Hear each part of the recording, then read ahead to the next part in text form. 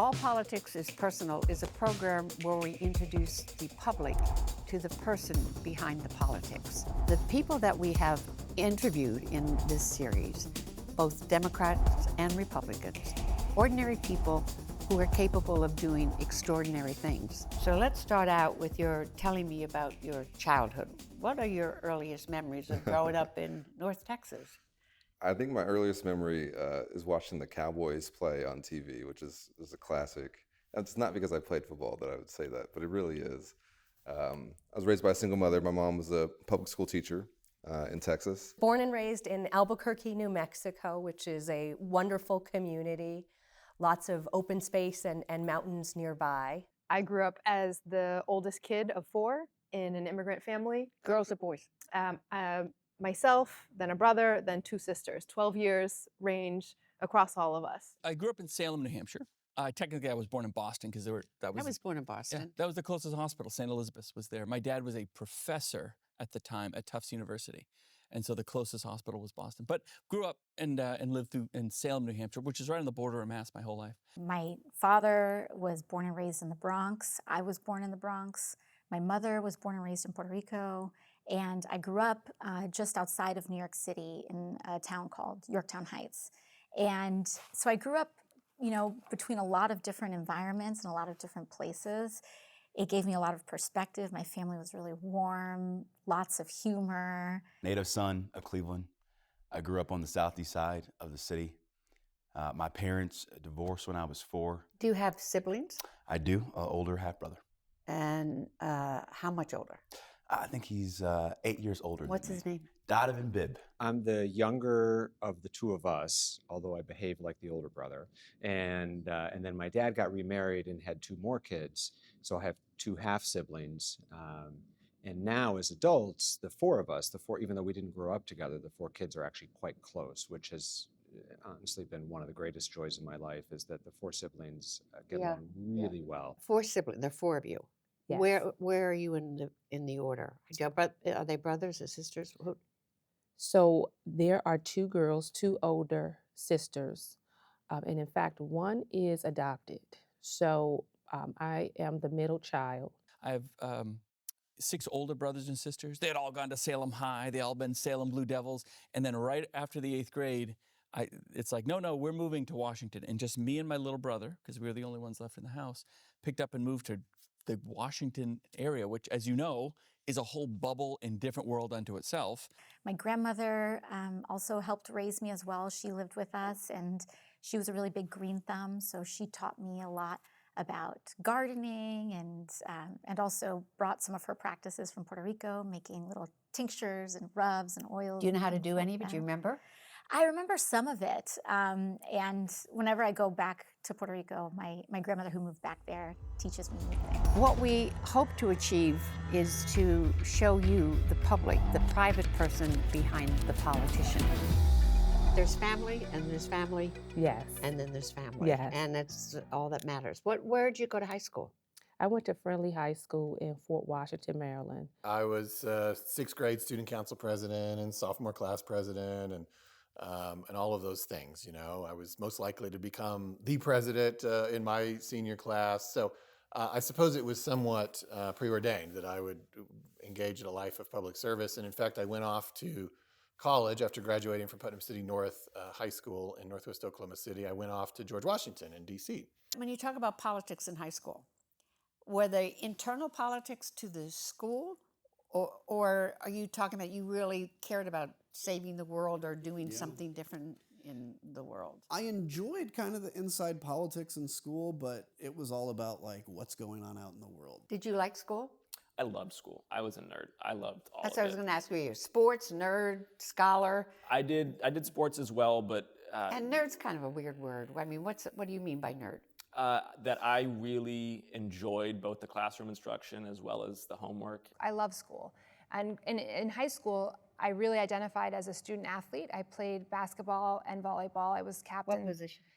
Volleyball, well, in high school I was a middle hitter, but I'm definitely not tall enough to be a middle hitter. So in college I played outside. I cared a lot about my education. I certainly would describe myself as a student leader. I was involved in student council. I was in Key Club. I was class president of my class for 2 years, and I was the student representative on our school board for 3 of those years. My parents always had different refrains, or, my dad, your word is your bond. My mother, I don't care what all the other girls are doing, Valerie, you're not doing it. Did you have that in your family? Was there a constant thing you knew your parents were always going to say? One of the things, though, that I remember them being very clear about was just the truth, telling the truth. She would tell us all the time to do hard things and not take the easy route. And it wasn't just my dad, it was my mom, it's my uncles, it was my aunts. And they would always say that every time you walk out of this door or one of their doors, you're not just representing yourself, you're representing that name that you have. One big one in my family, my dad used to say this all the time. He used to say, I don't have friends, I only have family. The first being, well done is better than well said. And that's really been my North Star throughout my entire life. And the second was the importance of integrity and commitment. Well, what flipped the switch to make you interested or be politically active and jump in and run for elective office? Because that is not a jump in. I mean, that is a major dive. What pushed you to flip that switch? And where were you in your life when you did that? My heart is in helping young people access opportunities the way that education opened doors for me. And so with my background in nonprofit youth development programs, I got invested in some of the community organizations in Lincoln that were doing similar work. And I wasn't actually looking to run for office in my husband's hometown. But as I got more involved, as I became a planning commissioner, I saw how you could think strategically about growing a community and implementing a vision of making it better for not just your kids, but everyone's kids. And I was hooked. I got a job working for John Kerry for president. And that was my first job, organizing for John Kerry in Virginia. And it took me to Wisconsin as well. And I was there in the battleground. I started doing HIV/AIDS work and then decided I wanted to go back for my doctorate, focusing on policy in the public health space. And that's when someone approached me about a fellowship through UAlbany, the Center for Women in Government and Civil Society. And that fellowship is what changed my life, changed my trajectory, and it exposed me to elected office. People think my father or my brother got me into politics. No, your mom? My mom was the first one to be elected. Now, when you have 8 kids, what do you run for? School board. And that's what it was. And she would bring us to when you have 8 kids, guess what? You also have to go to the town library and sit in the corner and color or do your crossword puzzles while mom is at the school board meeting. Opening a small family-run business, all the red tape of local government, all the navigating the healthcare system, the school system on behalf of my sisters, I became really fed up with how hard it was to do all of that. Was that the switch that put you into politics then? That was a switch that showed me, maybe I should do something about trying to fix things. We've had some conversations that have brought tears and conversations that have brought laughter. I ended up moving to China for love, which is where Charles was working, and just had the most incredible experiences of my life. We were together from age 42 to 52 because not enough years. Not enough, because at 52, we had moved back to the States and he had gone on a business trip, played a game of basketball before his meetings, ruptured his Achilles tendon, and blood clots ultimately went to his heart and lungs, and Charles passed away. Love of my life, and during that time, it was such a challenge to just get up. I have a particular kind of thanks for Vietnam veterans because of what they went through. When I came back from Iraq in 2009, I remember getting off the plane. So everybody thinks when you come out of war, there's like some Plinko set you go through and get deprogrammed. And I just remember coming out of Iraq to Qatar to Baltimore airport and coming off the plane and there's like 200 people just lining the jetway, just applauding. And that's like, I get choked up every time I say that, because it's like, I know they were there all day. They don't remember me coming through that line, but it was important for them to show their appreciation to the troops. And we do that when somebody dies too. You know, we don't ship a body home unescorted. And that's an important thing for soldiers, and it's an important thing for a country, because it shows our value of humanity and how we value our people. I think about my cousin, who was like a brother to me growing up in my house, Chris. And we had almost the same upbringing, the same values. But, you know, he made a couple of bad decisions, which altered his entire life. And he was murdered nearly 6 years ago by his partner, who choked him to death. And his murder really showed to me the fragility of life and how one bad choice, if we don't have a strong social safety net of good mental health, of good quality schools, of good education, the odds may be stacked against you. For me, you know, I've been really lucky. I've had a chance to serve in all three branches of our government. When this seat opened up, it was a really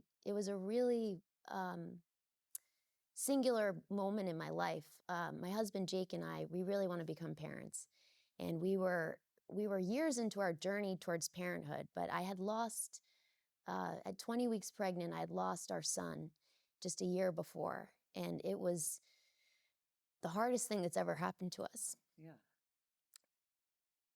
But the experience for me, it was just a year after Roe v. Wade was overturned. And we are lucky in every way. I got the health care I needed. But that experience was transformative for me. We were falling in love. We started working together at the Center for American Progress, fighting for LGBTQ equality. And it seemed like we had a world of possibility the whole before world us. ahead of you. The whole world ahead of us. About a year or so into our relationship, he was diagnosed with oral cancer, cancer of the tongue. It had spread to his lymph nodes. He was lucky to have health insurance. We were lucky to have inclusive benefits that allowed him to take time off work to get care. Went to Johns Hopkins, ended up undergoing a 12-hour surgery that left him having to relearn how to talk, how to eat, how to breathe. Left me as his caregiver, suctioning his tracheostomy tube, tending to wounds where they had to reconstruct his tongue with his arm. Left me just being there, as any family who deals with cancer knows, just to love Watch him. the destruction and to be there through the destruction. And he got a clean bill of health, but the cancer came back, and when it came back, it spread to his lungs. I did have a really difficult transition when I was younger. I ended up, getting sent away schools, kicked out of school when I was in 7th grade, got sent to a military. Hence the military academy? It's the military academy in 8th grade. When I was 13 years old, I got sent away to a military school. And I had a mandatory year in military school there. But by the end of the first year, I was doing better academically, and I could play sports because I wasn't on probation anymore. And then when my mom said to me, she's like, "What do you want to do? You have a chance to come back to school here." She had just moved back to Maryland. My sister was in school in Baltimore. And I said, actually, if it's okay, I'd like to sit tight. And then I ended up finishing school in the military. One of the biggest unexpected shifts came when I was towards the end of my time in college. I had gotten a scholarship to come out to Harvard and was going to work in business and just make sure I was keeping my head down and supporting the family. And then I got a call from one of my younger sisters that there was something very wrong with our mom, and they needed me back at home. Where was back at home? In the Chicago area. And so I flew back from Boston, and my mom was in the middle of a full-blown mental health crisis. Had not been eating, not sleeping, self-medicating with alcohol for a bit, and certainly not able to kind of manage raising my sisters at that point. And she was later diagnosed with late onset schizophrenia. We didn't Oh my God. know it at that time. Yeah. We didn't know anything about mental illness. And even now, it's very hard, having such a sense of stigma. You know, we really felt that it was our fault somehow. And I just had felt so much fear and shame and not knowing who to talk to or how. And it was a long journey to even get to the point where we could reach out for help. It's a different thing when you run for office yourself. It is a whole level of different. And it really took unexpected tragedy to propel me into running for office. I was really immersed in politics before I even knew it. My grandma was one of the first neighborhood activists on our block. And in the early 1990s, we were at the heart of the crack epidemic in Cleveland. And she started our first street club. And I remember going to the corner store, getting cookies and tea to serve to the councilman and the police commander, and they'd have meetings. Sandy Hook is what got me involved in politics in the first place. After I graduated high school, my first job was being a field organizer for Hillary Clinton in Fort Myers, Florida. I'd worked many special elections across the country after that as an organizer, got hired at the ACLU. And when I worked at the ACLU and then March for Our Lives, I started becoming very passionate about other issues. So civil rights, civil liberties, different things like that. So I ran on many different issues, but gun violence was a huge one. I also ran on affordable housing, which is a huge problem in Central Florida right now. A lot of people know me because I couldn't find an apartment when I got up here, and I got denied 2 apartments.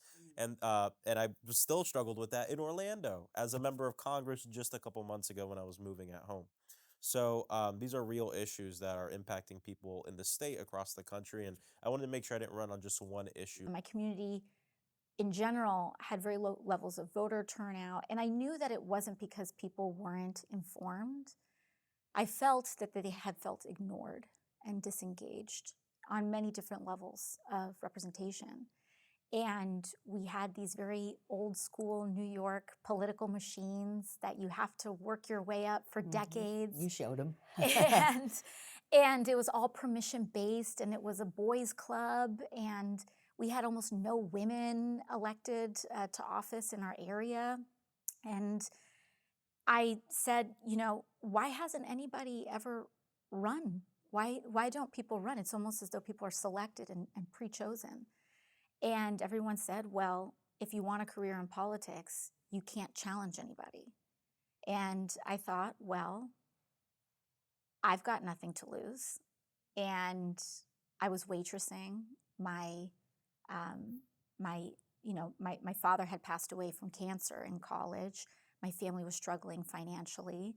I was doing a lot of community work, but I also had to help put food on the table.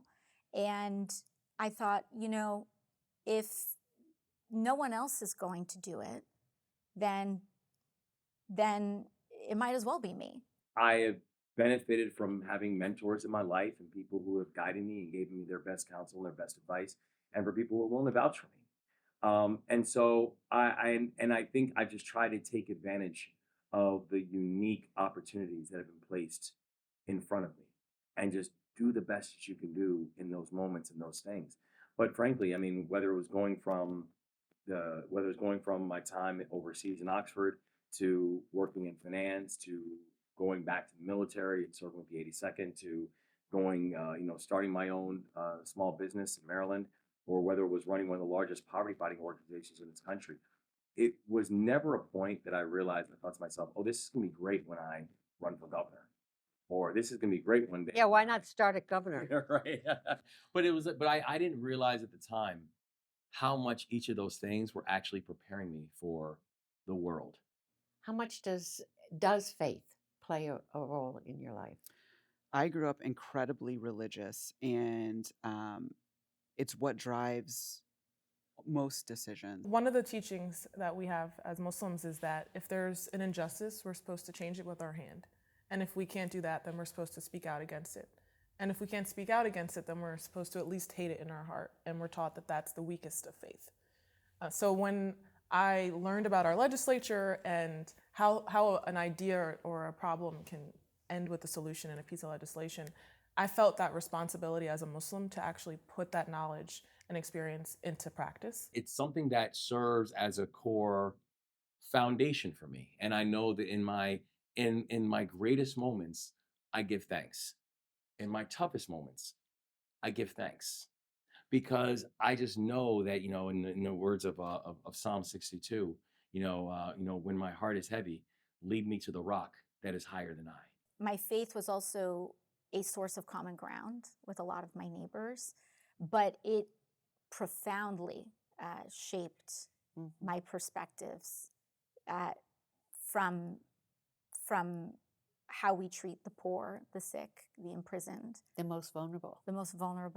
the least of us, and what defines us as in our path in life is in our actions and how we treat others. What was your first political experience? When I was in high school, I had the opportunity to shadow a county commissioner for a day. I applied and was accepted, and it was really wonderful. It was the first female county commissioner and chair of the county commission.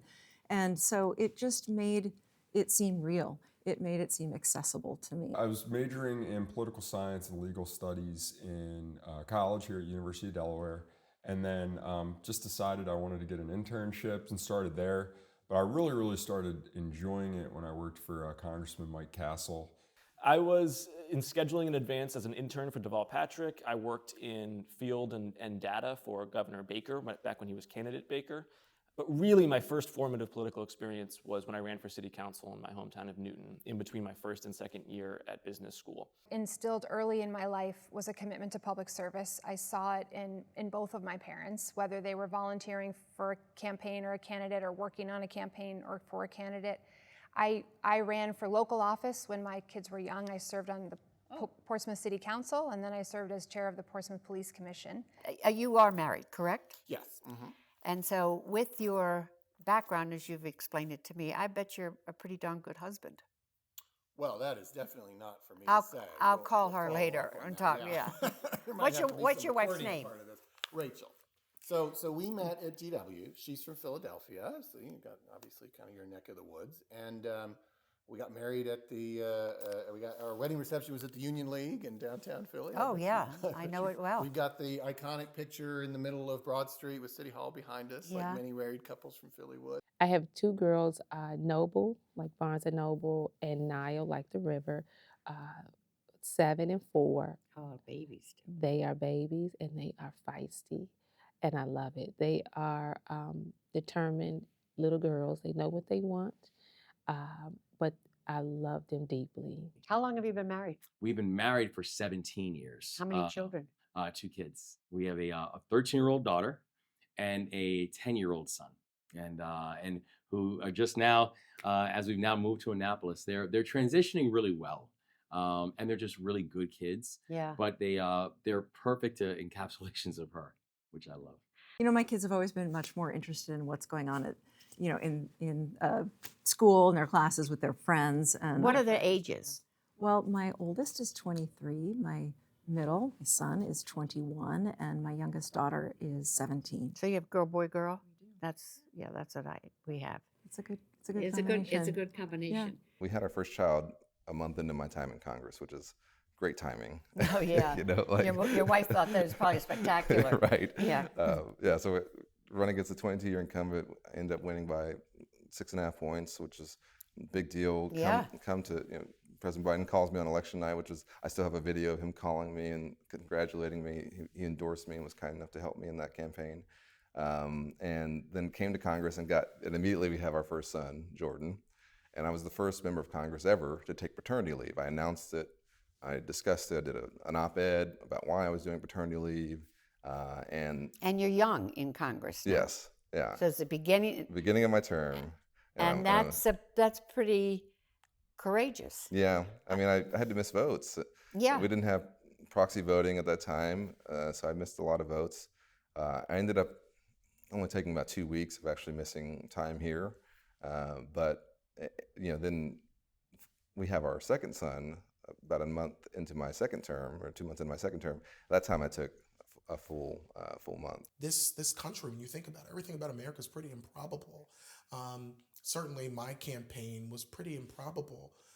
Improbable things are done by people who are crazy enough to believe that they can do something about it, crazy enough to believe, and crazy like a fox, okay, to believe that if you actually step up and talk about what you believe is at stake, you will find that there are a lot of other people who agree with you.